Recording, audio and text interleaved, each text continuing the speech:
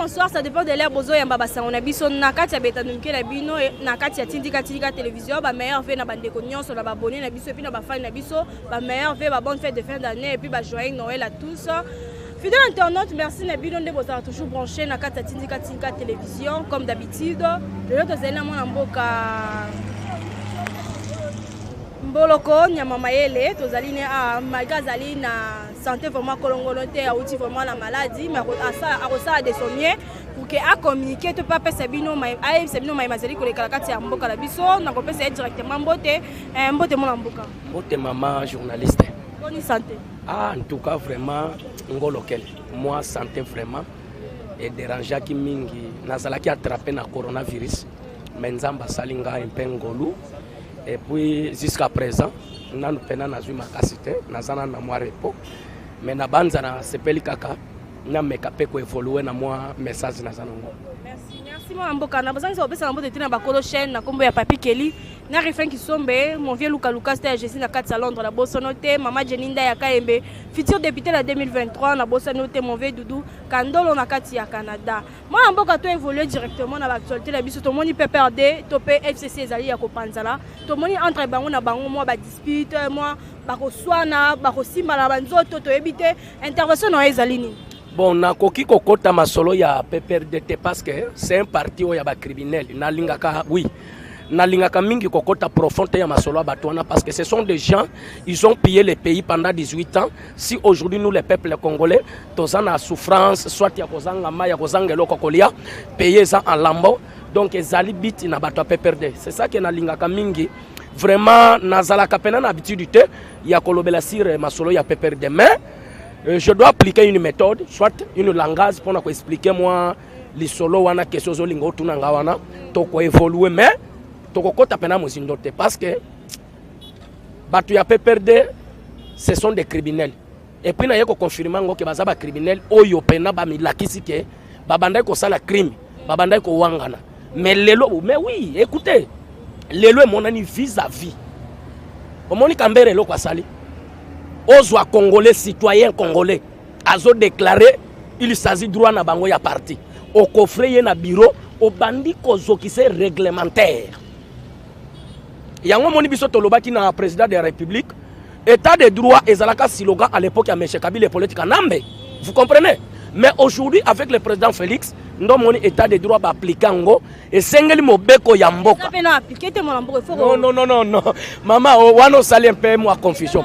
Te to lobela kabatu matière moko ya bien po balando balanda biso bazala pe na confiance ya biso. Vous savez tant to solo la kaboye ezana bato balanda biso ba fongola mato iba yoka bazolo ba nini balingi ba lobela nini. État de droit muto ya yenango po appliquer yango, c'est lui des pes. Puisque tu as un docteur en droit, oya bundali pendant 37 ans d'élite, c'est notre mkonganjoko otobenga kakondo etienne kisekedi wa mulumba. Kabila yeba ki keso ki to tiene état de droit na RDC moye to piye mboka ezate. Moye to violer ba congolais ezate. Moye to iba minere ezate. Yango monaki bazwa ki état de droit ba finiki yiba boma congolais violer. Koti sa ba rwandais, koti sa ba nyamulenge, Congo eza en avance. Donc pour na biso histoire ezaki na RDC yango na mais tant vous fatia ye tellement IDPS to bundaki pour état de droit. To tie état de droit. To restaurant ngo. Mama, ya lokola mwana auti na libumu.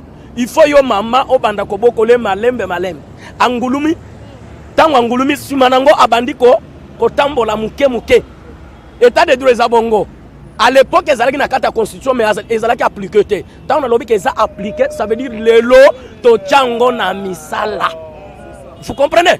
To chango na misala nde état de droit et komi ko sala mosala petit à petit yango moni ndeko Kambere oui bakangi azana prison. Ana makala. Oui azana makala. Asala ki crime contre l'humanité ezali violation ya loi. Mais yo ozwa mutu na kati ya permanence ya parti. Obandi ko zokisa ye réglementaire. Et puis pona komi la kisake pona Kambere alobaki non il n'a pas d'état de droit ndenge Kabila boma batu na kinga kati bakunda batu na force commune. Vous comprenez? Toloba kamoni IDPS abundali pendant 37 ans d'élite. Oye bomisa Rosimu Kendi, oye nani, oye azalaki lesbien na boma. Oui, il faut état de droit et landela ba criminel wana nyoso. Tous les criminels à cravate, il faut bakangama. Yango moni Kambere lelo, en tout cas dans la prison makala na félicité Bazousi Yamboka na mobeko ya mboka ndenge zo ko encadrer ba criminel union surtout o basala crime contre humanité etikali ye moko oya tondi na bangando na kinga kati mukolo to tio singa na kingo kosamba oui ya zo zo singa mais wata bakangi boto ka peshu subra ba relâcher nde ba relâcher na yebi si OK oyebi ezalaki na ba mwa moko to sala no émission na yebi sa yo boye e kotikala ngonga muke Kabila kotikala ye moko na sapato alata na makolo. Même Olive kotikala ozwa tante ba chambetu boye balala mbetu moko. Ta ekozala te. Yango moni lelo peperde bakomi ko kangana bango na bango ko kata na ba machette. Puisque Gambera yebaki ke na mikotela déjà prison avant potango bako bimisa secret auto tumbela ba combattant IDPS. Ngana misalela déjà na makana. Donc c'est ça. Il faut ba yebaki Kabila déjà singeza na kingo to kolongole sapato. Ba moto akinga ka to récupérer ngo. Dans mboka to le métal minéré en mboka na biso ezali toujours ya koyibama na ba étranger to moni pe ba chinois ba vidéo msu zo tambola bande ko msu ba creuseur ya ba minéré baza konyoka ma bazo creuser mais ba ya ba koya ba su ba sombi ba su ba kenango mais ata ma te bande ko to pe ba misusu bazali ko creuser bazo ki bango ata mawate intervention na ezali parce que ba minéré de ezali exploiter et pas ba étranger et pas na biso eza vraiment tozo bénéficier nango te to rolo intervention na vraiment ezali. Merci mais na kokota mingi na diplomatie ya chef te omoni diplomatie ya président de la République ngai nazo féliciter le chef de l'État président Félix vraiment il faut azamu tout le monde il faut encourager webi mboka Congo sur le plan diplomatique Congo ezalaki en otage Kabila kenda ko signer ba coopération entre individu par individu or mboka po etombama il faut ko signer ba accord na état par état mais Kabila ke ko so ba chinois o bazalaki ba prisonnier aye na bango comme investisseur ba ya ko fongola ba boutique na Congo. Vous comprenez?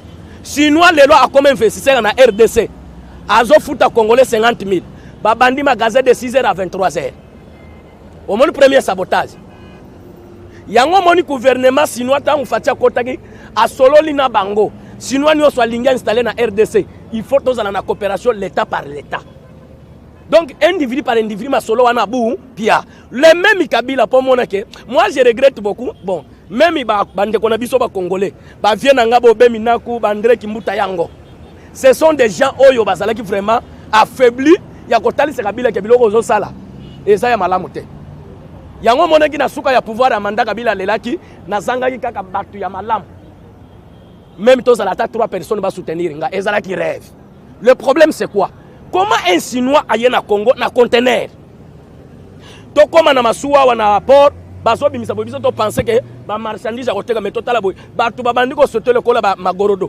ba chinois le même bato wana baso ko exploiter ba minerai sans document na RDC un Rwandais général rwandais bakarega wana soki otaliye azumbongo ya RDC mais général congolais police FARDC Moura so talifia azo vivre médiocre nyonso wana Kabila zalaki incapable ya gérer mboka si aujourd'hui le président Félix azu tant ya kolobela ba congolais que tozonga na prise de conscience il a compris que mboka zalaki aminé par des Rwandais na ba Ougandais tolo ba réalité ce qui lelo un étranger azu Congo toke na logique toke imwandambo moni un abedashu az étranger mukolo tokota ki reno ya ministre économie gouvernement congolais lobby biloko fo kita po ba congolais basani balia ezalaki lisolo te ba ya ko betelanga ngamo na zaki témoin tokoti reno na gouvernement hôtel du gouvernement abedashu bazo benga ye na misu na biso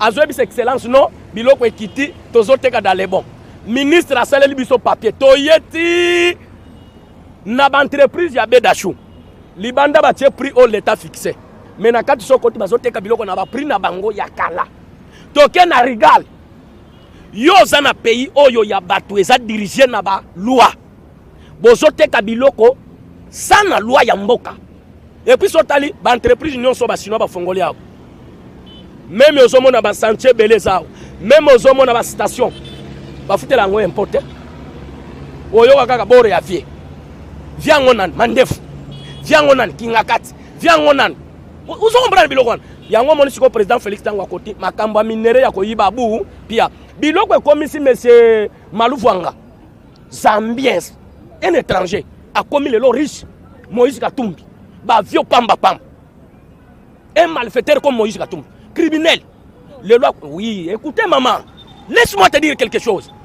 Mais ça c'est l'effet de blague avec les Congolais. Kabila comme si Batobele ba riche.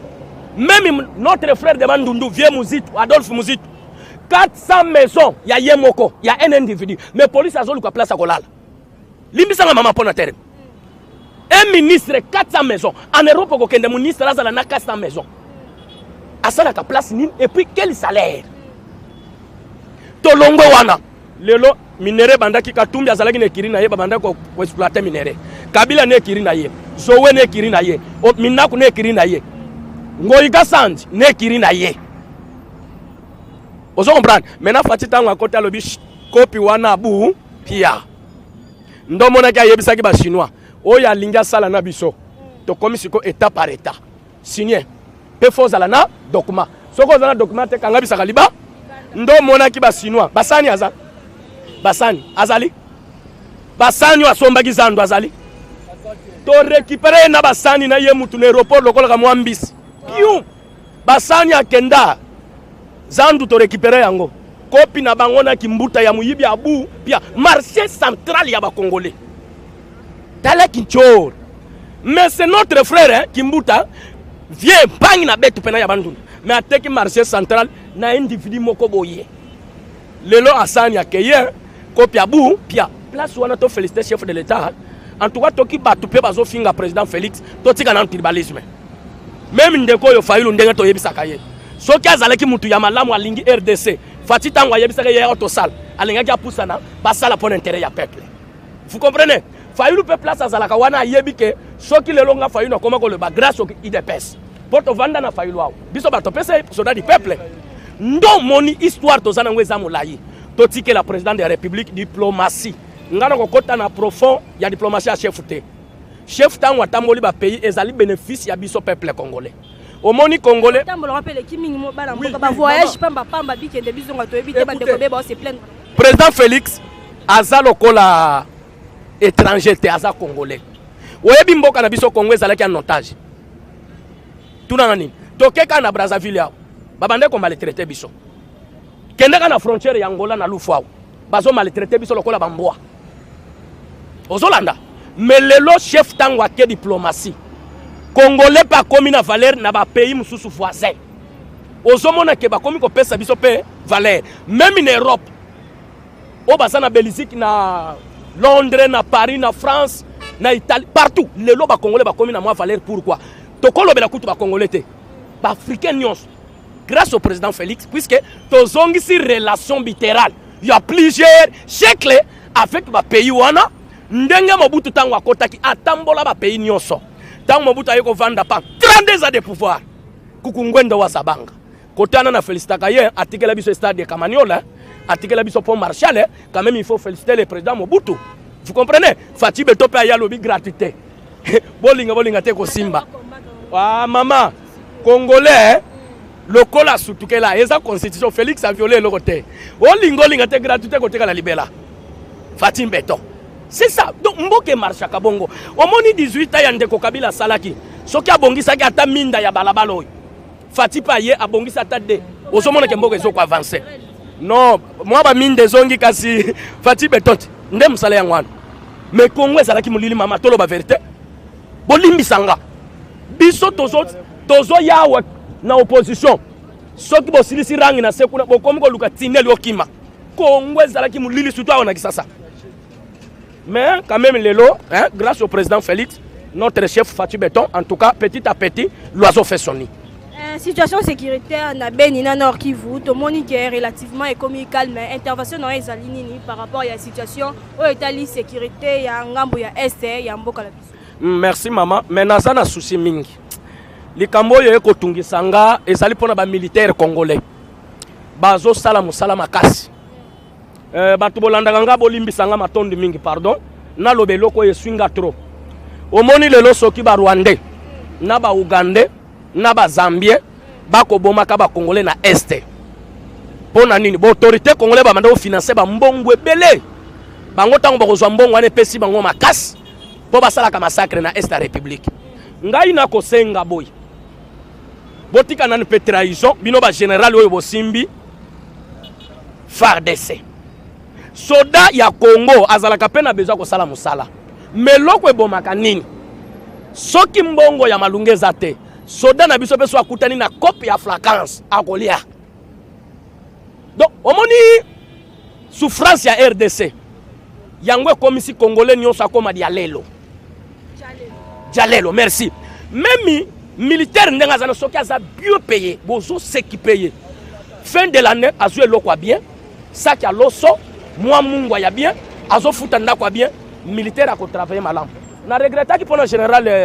chef d'état major Mbala au moins effectif a fait ça qui ezala ki bien te tant ba ke kuna ba contrôler ba kuti yango te ezali haute trahison or grand général ba ko kanga numéro 1 ezali Mbala 5 habiliste vous comprenez donc pour moi que eloko ezoboma RDC zani eloko ebomi mboka ezali trahison biso moko na bakolo ya mboko tolingi mboka na biso te mbongo ya basoda ebimaka pe ya bien kaka bakonzi na bango bazobeta bango nzango pire petit na nga yo zwa 200 mais na peso 150 omoni petit wana na opie 100 yo kanga munoko nga Alexis le 20 bango siko bazwa ba petit na bango ba bakisa na effectif même na ba associate mais na félicité moi muke chef de l'état a sali effort ya ko multiplier sikoyo nouvelle unité même dans la police tozwa moi ba changement omoni même ngana combattre ka mutu te mais na lobaka vérité ce qui tozwi même général o ya la police azaka habilité faut azaleka à l'écart écoutez maman totika sentiment puisque ngana la pour te contrer nous avons besoin mutu nyo c'est la policier et ça l'amour à faire de se à sentir que azo se retrouver na vision chef de l'état biso be ba peuple na kwena biso tozo se retrouver na maille vous comprenez mais chez général Kasongo 5 habilités mais Numbi kabiliste Mbala kabiliste rien ne change mais maman déboulonnage go salam avec le temps ngana yebisho lelo kanga date na lobby kanga date au moni le kamu ya Est République pour mettre fin Mbala falongo na sireyo à part Mbala il y a quelques militaires ba commandant ba généraux wana fatia écarter bango malembe bazwa changement nouveau unité wana ba lukim général o ya sika ba côté na matière ya force wana okomona que il y a un changement chaque chef de l'état a travaillé avec une équipe ya sika na la police na service en air na deuxième partout chaque service mais son monique chef d'état à côté azo travailler kaka na ba traiteur bazala qui déjà en place bango ba yeba ba coopération omoni ndeti bambala ayebi ke ministre côté la kaboy boy bazwa ka information tina ba Europe tozo tinda mutu na biso moko azwa na babor moko boy yo etanko za mutu na biso to coopération 1000 na yo yango mutu wana bolekise na matière aleka bora Moïse koleka te mais soki ba tie mutu moko boy azana vision ya mukonzi ya chef batindi kuna azozwa salaire bien mama kopi wana ekufa libelo omona ke Est République kimi esani na peso exemple tozo kende kan kokolo tokutani na ba policier moko bazoloba kina Rwanda landa ba policier congolais ba telemi quelque part bango ba Rwanda wana bazalaki 6 wana Kabila na pouvoir natala policier mbongo boy ya dollar ako compter bazo solo na kina Rwanda ozo comprendre babi a woto za bien moral bazo pesa nini to sécuriser Kabila ndenge sengeli pe ba policier wana tangu fati azu pouvoir côté akan kokolo wana ezala ba policier ba militaire mo basala ki sabotage ko récupérer ba ndaku ya batu basa ba congolais mais sotali militaire congolais ako souffrir azo zanga na lipa ya 300 francs tozana bango na ba quartier ozongi bona poko amasa lukela ngata shimbo jamais militaire à cause d'un niveau anate toko lo ba vérité ndeko yona yebi ko zalaka mutakabila mais souci n'angezali fatia kota qui pona ba fanatique fatia kota qui alobaki le peuple d'abord quand on parle de peuple d'abord on voit militaire on voit peuple citoyen congolais donc bisonio toza peuple oyezo gérer république c'est que mutunyo social chef d'état à côté à côté il faut bénéficier gâteau au monde en Europe masolo ebeta makate oyokelo na bisho ba masolo yo ya koloba côté au monde biso tozo se retrouver te ezalaka te Kabila 18 ans sali soki ba congolais bazo sala rêve ngana yebiso bino vérité boko tangela biso 5 centiers Kabila ayebisa biso et monana te Kabila kundi batu na force commune Vous comprenez? Aboma papa Wemba. Bangando bazolia. Vous voyez aussi Mouken. Kabila Tinda Karine. Karine c'est notre sœur. Hein? Congolais 100%. Abomaye. Kabila Tinda ba militaire rwandais. Tina université. Nana Kande, mais je suis malade. Tina université. Ba kota tina campus. Ba militaire rwandais. Ba bomba d'étudiants. Babuka na banque tendance. Eloni esala ndeni po bakoma aba militaire ba militant rwandango ba soldat rwandango bazokoma na kati engumba Kinshasa. Eloko nini esalaka ba entraîner ni toto koloba ba frontière na biso eza ouvert. Toloba nini? Zela na fongolo cop. Kabila eloko nini asalaki. Omoni John Numbi azalaki mécanicien. Numbi tangu muzele père à côté. Edi kapende pire. Noko ya muzele père. Numbi azopesa cours na katanga tanke mécanicien. Babando vanda ne dikapende. Muze tangu akoti edika pende abisete wana za mwana mai nanga. Bolim sanga pona termeza tribalisme tena loba mwa vérité moko. Omoni bande kona biso ba Swahili. Soko travailler na bango il faut la sage. Bazalaka nanu apio confiance lobi ko trahir yo. Bango baza bongo. Et puis bango po beta yo masa ceza pepele. Na ofongolo secret. Tangu muze le père akoti edika penda lobite wana za mwana mai nanga okotika ete baye na ye na tuna kabatu baye bisa bito numbi okabila komisaki général azwa formation militaire wapi soki na constitution mi matete a couper okatanga ngo et puis na lobi vérité kabila komisaire général tolongo wana tango fort oyo zomona kopi ya est ayebi yango soki fatie biso tozolo bana mukonzi ya mboka c'est notre chef. Aïe, qui s'est wa mulumba akenda qui s'est lobaka mukolo tokozwa pouvoir idepes batu mususu bakoluka madusu bakokimela sikoyo tangu le muzele père akoti ayena batu wana basali kopi na bango ba renverser muzele père akei baboma ye omoni talaka distraction bande dika penda bima bomona na TV aloba ke Kabila kangisa ngapona boma mutu lisolo ne beta mate peti kala ko beta mate pwe dika penda yebi ke Kabila komisa bango ba konzi na kajon nini. Tangu Kabila ya mwana koti. Azwi John Numbi wana komise nani. Général. Ba soda balanda kabiso ba yeba. Na ba colonel mususu na ba général. Ba yebisa kabiso John Numbi azwaka formation. Wat. Omoni soki to landi na coup militaire. O esamisa ka ba soda. Ba John Numbi azaba to ko beta 40 ans na prison. Ya ba Congolais ba souffrir ye. Ba nyokoli pe ba militaire Congolais na ndenga souffrance. Yebisa nga unité nyonso tu Kabila ya nango awa. Sotal la plupart, ce sont des étrangers. Au sommet, un général, a zoko coffre teni yaba soda. Soda comme au sommet teni na ville. Ça, c'est l'effet de black avec le militaire. Yango moni lelo, président Félix Aye, avec cet esprit maintenant, yako sili sababilo kwana, ndozomona, bazo combattre ye. Si quoi, ba Congolais mkolo bako comprendre que président Félix azana souci ya mutu nyonso, ba Congolais to ko appuyer ide na ye. Omoni leloyo toyoka ki masolo nalanda colonel moko azotambola na bateni na kotanga ekombote ngai moko na kenda tina birono na tuna ye colonel yo na bateni la police boyozwa kango wapi bateni zo katsa na Rwanda bateni ya biso ya FARDC na police ezo katsa na Rwanda soki secteur wana ezalaki bien miné na policier congolais na service en air ya bien.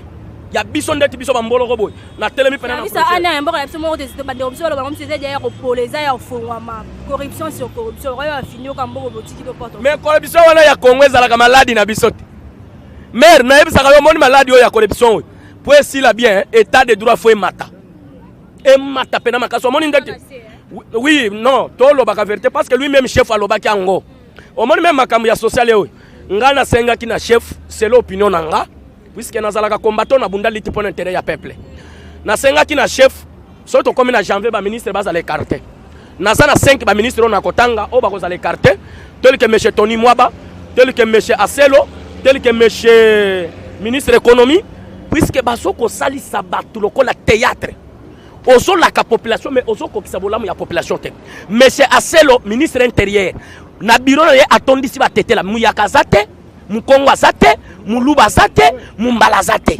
Ministre intérieur, frontière nyonso eza vide. Wili ba Kongo abimi ndengani. Numbi abimi ndengani.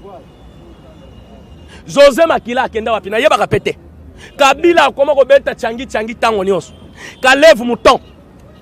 Oya kunda batu na fleuve yao. Bazalaki na biro, na bichi. To yebi batala. Biso bata IDPS so lingi to panza yo secret okosambwa. Okosambwa. Kalevu yao na bichi. Biro mo bezalaki wana mama. Biro wana ezalaki na pembeni ya fleuve. Soki ba fongole ngobo batindiki yo kei. Mais lelo kalevu ya zawapi. Abatami na ndako maître kitenge Yesu. 6 mois.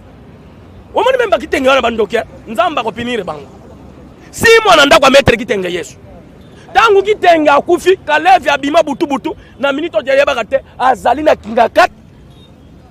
Iski ngando wana aliaka kaba kongola ko lia même kalevu wana te. Ngando nzale beto pe na 12 robimbo yo 4 kalevu mutu. Alors wana des opinions nanga. Merci mon amour attends comme la souka émission la biso numéro na yo na message la souka poketo chité. Bon message na lingina pesa pona mkonzi ya chef excellence monsieur le gouverneur Gentini Ngoblambaka na kutana kilobi na kelke ba mama ba yebisi ngai likambo etali banzela. Omoni quand même monsieur le gouverneur ngai na félicitaka yo na misalo ozoko sala mais omoni quand même tangu na bandai ko combattre monsieur le gouverneur Gentini moi changement côté. Pona yebisaka yeke avant ngambolo na kondima yo que toi tu travailles, il faut kini bopeto ekota terrasser puisque bangungi na solo eleki trop. Kini bopeto za ko kombo la principauté. Quand même na moni monsieur le gouverneur abandi ko changer, bato baso kota na terrasser. Deuxième chose, ba maman ba yeko lukanga. Tozo kende décembre. Banzela panzi partout. Yolo médical, Kimwenza, Victoire, donc banzele belé.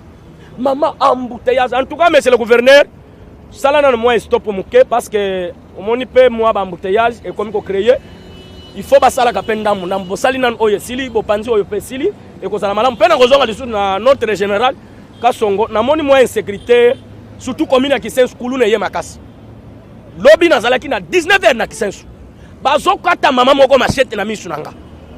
Ba policier ba vandi na bango. Pourquoi policier azozo mbongo abienté? Pour ebike sona komi wana ba voyo ba kobeta ngali banga bana nanga batikali.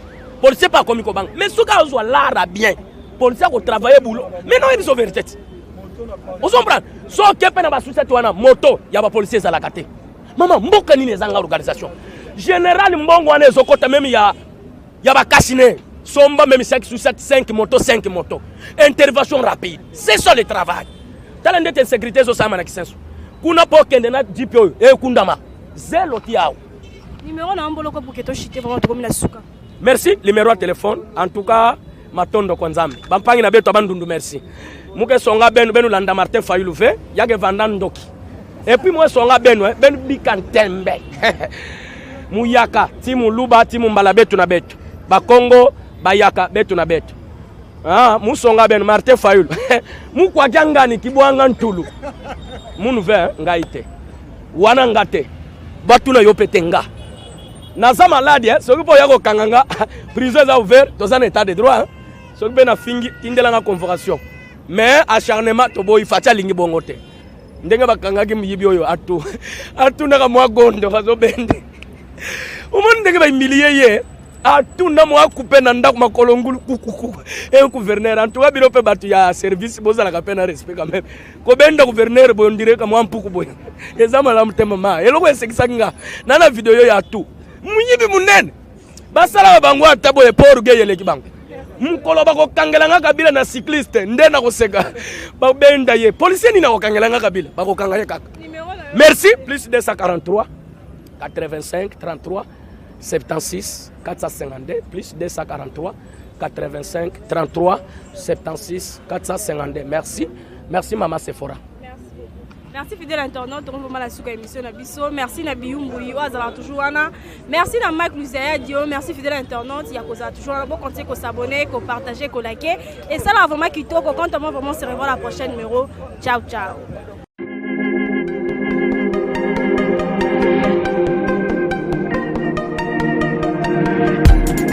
Après 25 ans d'expérience, eh oui, de 1995 jusqu'à ce jour, Eltonston, l'unique shop congolais de Londres, la Grande-Bretagne, il est Londres, et ça la fierté à la communauté Nabiso, et surtout, il y a un homme d'affaires congolais sérieux dans la diaspora. Oh yes. Secret Item Store et Sali Kakamoko. Le sérieux. Accueil na service qui toko na ba client na ye. Avec ma produit na ye, où il y a première classe, il y a qualité supérieure.